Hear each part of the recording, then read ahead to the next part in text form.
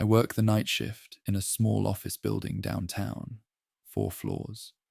No tenants at night, no cleaning crew, just me, the lights, and the hum of old electricity inside the walls.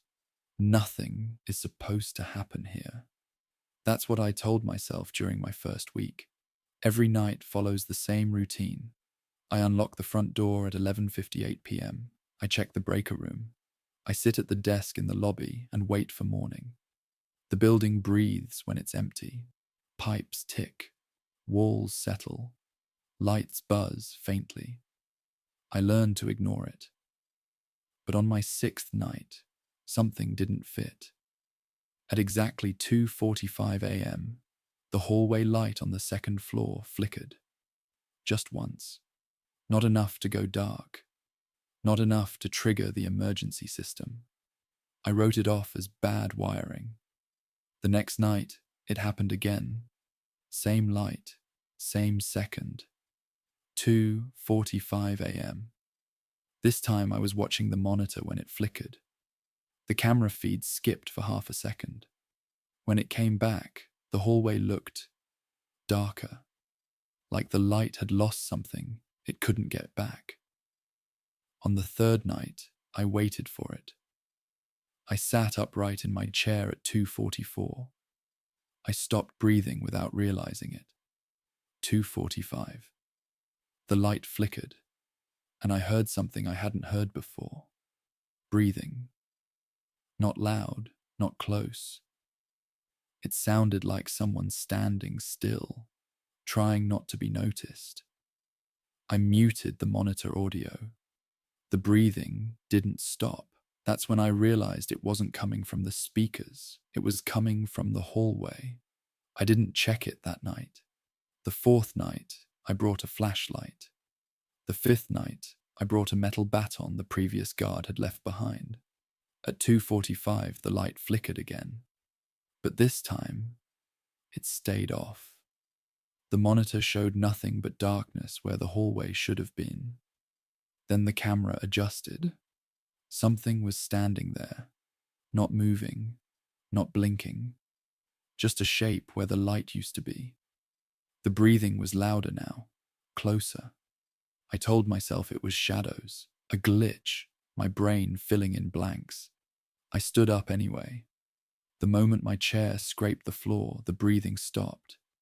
Silence flooded the building so fast my ears rang. Then I heard it. My name, spoken softly, carefully, from behind me. I work alone in the security room during the night shift. 1 desk, 6 monitors. A chair that creaks every time I move. I like it that way. Nothing unexpected. Nothing personal. Camera 1 shows the parking lot.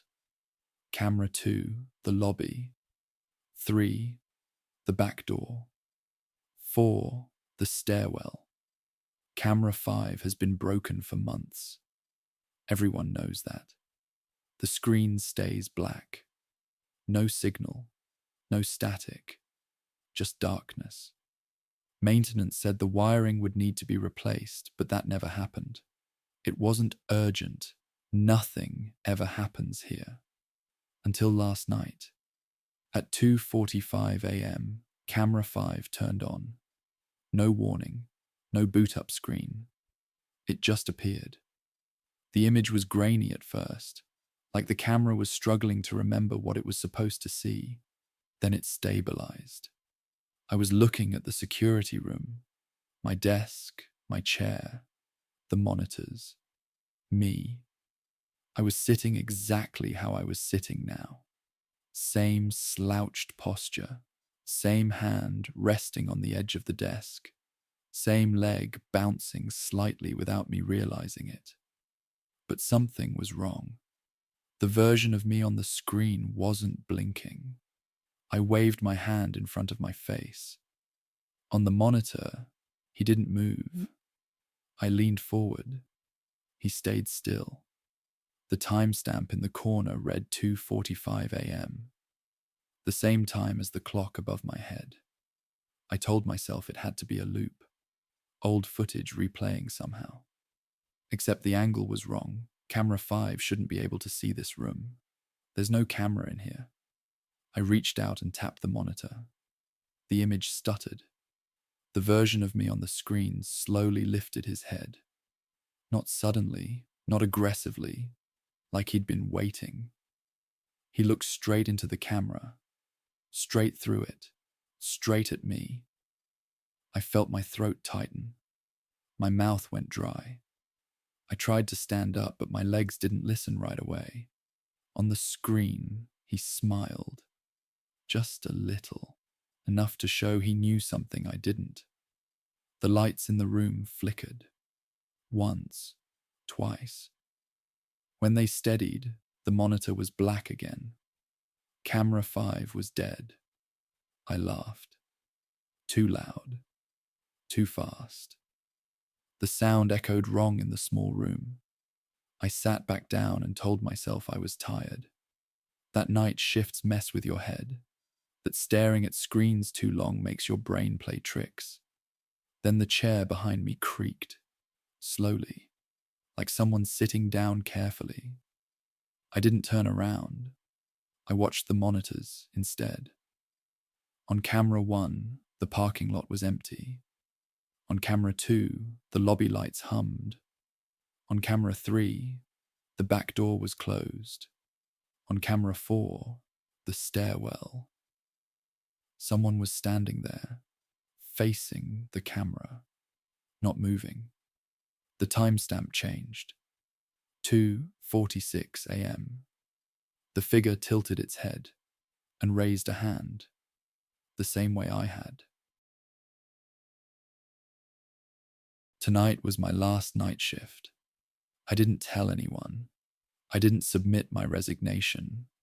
I just knew I wasn't coming back. The building felt different when I walked in.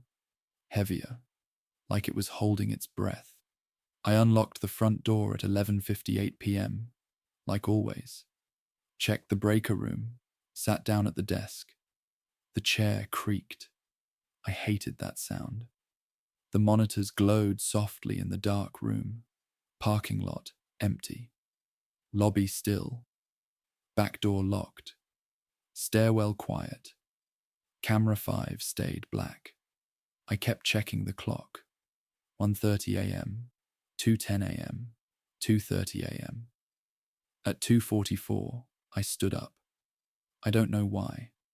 My body just decided for me. I took one step away from the desk. The lights went out. All of them. Not flickering, not fading. Gone. The hum of electricity vanished with them. The building went silent in a way that made my ears hurt. My phone vibrated in my hand. No ringtone, no screen lighting up, just vibration. I answered it without thinking. Hello? For a second, there was only breathing, slow, controlled. Then a voice spoke. My voice, calm, certain. You stayed too long, it said. I couldn't speak. My throat locked up like my body was trying to protect itself from what was happening. I told you not to, the voice continued. But you always think you have more time. Something shifted beside me. The chair next to mine creaked, slowly, carefully, like someone lowering their weight into it. I could feel it. The pressure, the warmth, the certainty that I was no longer alone. The monitors turned back on, one by one. Parking lot, lobby, back door, then camera 5. It showed the security room, 2 chairs, one empty, one occupied. By me. Except, the me on the screen wasn't looking at the monitors. He was looking at the other chair, at where I was sitting. The phone line went dead. The lights came back on. The chair beside me was empty. No footsteps, no movement, just absence.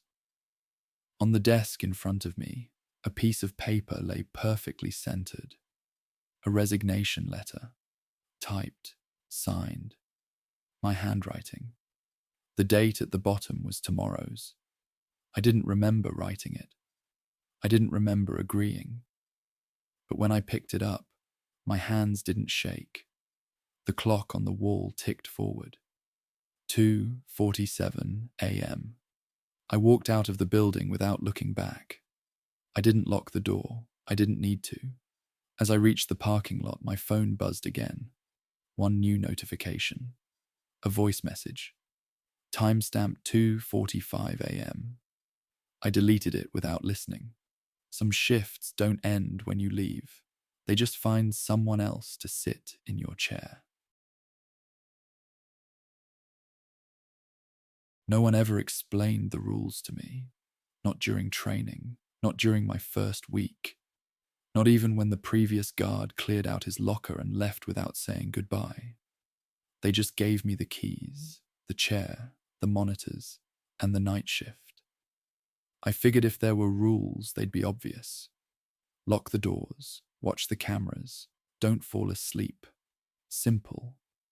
It wasn't until my third week that I realized there were other rules. Unwritten ones. Rules the building enforced on its own. The first rule revealed itself quietly. If you hear footsteps in the hallway, do not check the monitor right away. I learned this by breaking it. It was 1:17 a.m. when I heard the sound. Slow steps. Measured. Like someone pacing without a destination. I turned to the hallway camera immediately. Nothing. The hallway was empty. Perfectly still. The footsteps stopped the moment the screen came into view. The next night, I waited. At 1:16, the footsteps started again. I didn't look at the monitor. They continued, back and forth. Heel, toe, heel, toe. When I finally looked at the clock, it was 1:45 a.m. The footsteps were still going. That was when I understood. The rule wasn't about what I could see. It was about being watched back. The second rule came a few nights later. If the lights flicker, do not stand up. It happened at 2:12 a.m. A brief flicker, barely noticeable. I stayed seated. Nothing else happened. The following night, the flicker returned. Stronger this time. I stood up. Every monitor went black at once. Not static, not interference. Off. In the darkness, I felt the room shift. Not physically, but in intention. Like something had acknowledged me. I sat back down slowly. The monitors came back on. Since then, I haven't stood up when the lights flicker. The third rule took longer to understand. Never acknowledge your reflection after 2:45 a.m. At first, I didn't even realize I was doing it. The security room has a glass panel behind the monitors. It reflects the glow of the screens just enough to see yourself if you lean back. I noticed it one night. My reflection was slightly delayed. Not enough to be obvious. Enough to be wrong. I raised my hand. A second later, the reflection followed. I told myself it was the lighting. I smiled at myself. The reflection didn't smile back. I haven't looked at it since. Tonight, I think I broke the most important rule. I didn't know it existed. At 2:44 a.m., the building went quiet. No hum, no ticking pipes, no distant traffic. I felt exposed. I checked the monitors. All normal. Then a piece of paper slid out from under the desk. I don't know how I missed it before. A folded sheet, yellowed at the edges, handwritten. I picked it up. It was a list, just 3 lines. 1. Do not leave your chair after 2:45. 2. Do not respond when you hear your name. 3. If you read this, it's already too late. The clock ticked forward. 2:45 a.m. I heard my name, spoken clearly, from somewhere inside the room. I didn't respond. The chair creaked beneath me, not because I moved, because something else did.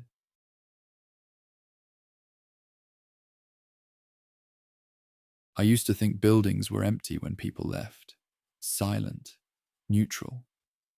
I don't think that anymore. This building knows when someone is inside it, not because of cameras, not because of alarms, because it changes. I noticed it during my second week on the night shift. The temperature drops when I'm alone, not suddenly, not dramatically, just enough that I pull my jacket tighter without thinking about it. The air gets heavier too, like the room is slightly smaller than it was a minute ago. At first, I blamed the HVAC system. Then I realized something. It only happens after midnight, and only when I'm the only one left. On nights when a cleaner stayed late, the building felt normal, bright, predictable. On nights when it was just me, the walls seemed closer. The building breathes differently when it's empty. I can hear it. Not pipes, not wind. Something slower, more deliberate, almost patient. There's a door on the third floor that leads to a storage room. It's always locked. No one uses it. No one has the key anymore. Except sometimes, during my shift, the door clicks. Just once. Like someone testing the handle from the inside. I never go up there. The building doesn't like it when you move around too much at night. I learned that early. If I walk the hallways after 2:30 a.m., the lights don't follow me correctly. They turn on too late, turn off too soon, leaving dark gaps behind me, like the building is watching to see where I'll step next. One night, I stopped walking. I stood still in the middle of the second floor hallway. The lights stopped flickering. The silence deepened. It felt approving, as if the building preferred me that way. Still, back in the security room, the chair feels different after 2:45. Not warmer, not colder. Occupied, even when I'm standing. I've started sitting down slowly, just in case. The building responds to sound, too. If I clear my throat, the hum in the walls pauses for half a second. If I tap the desk, something taps back. Not an echo. A reply. Last night I tested it. I whispered, "Hello." The building didn't answer. But the lights dimmed. Not all at once. One by one. Like a tension shifting toward me. That was the first time I felt afraid to breathe. Because I realized something. The building doesn't react to noise. It reacts to presence. It knows where I am at all times. Not by seeing, by feeling. Tonight, I tried to leave early. I gathered my things at 2:40 a.m. The moment I stood up, the exit door alarm chirped softly. Not an alarm, a warning. I sat back down. The sound stopped. The building relaxed. At 2:45, every clock in the building stopped ticking. My watch, the wall clock, the timestamp on the monitors. Frozen. The building held the moment in place. I felt it then. Not hostility, not hunger, expectation. Like it was waiting for me to understand my role. I don't work here anymore. I don't guard the building. I keep it company. When my shift ends, the clocks start again. When I sit still, the building rests. And when I imagine leaving for good, the walls tighten, the lights dim, and the chair waits.